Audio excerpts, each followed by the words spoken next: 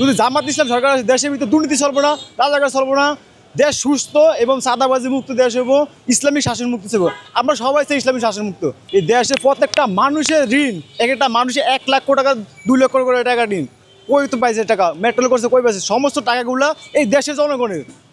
সরকার fascist সরকারের কারণে এই দেশ ধ্বংসের পথে চলে গেছে। আজকে সামনের দিকে যে সরকার আসবে, যদি জামাত ইসলাম সরকার আসে দেশের ভিতরে দুর্নীতি চলবো না, রাজাকার চলবো না, দেশ সুস্থ এবং চাঁদাবাজি মুক্ত দেশ হবো, ইসলামিক শাসন মুক্ত হবো। আমরা সবাই চাই ইসলামিক শাসন মুক্ত। এই সমস্ত দুর্নীতি রাজনীতি আমরা চাই না।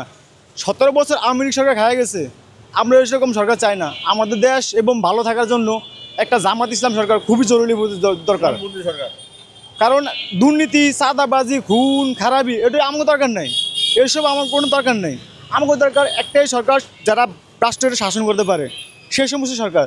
বর্তমানে নির্বাচনের মাধ্যমে যে সরকারে আসুক, সুস্থভাবে যদি নির্বাচন হয়, ইনশাল্লাহ জামাত ক্ষমতা, এত কেউ ঠেকাতে পারবো না। কিন্তু মন থেকে মানুষ চায়, আরে আপনিও চাইবেন, হ্যাঁ ও চা, কিন্তু আমরা যদি মনের একটু একটু সেক্টিভাইজ করি, সবই সম্ভব। এই দেশ দুর্নীতি মুক্ত হবে।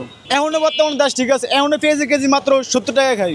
গত বছর এই টাইমে পেঁয়াজের কেজি 250 টাকা বন্ধে খাইছি, 250 টাকা। আলু কেজি খাইছি 150 টাকা। এখন 5 কেজি আলু মায়ের ভাত 100 টাকা দিয়ে ভাই।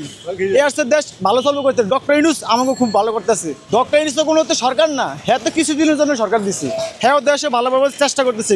কিন্তু কিছু কিছু লোক, এই ইন্ডিয়া দালালরা বাংলাদেশে ধ্বংস করার চেষ্টা করতেছে।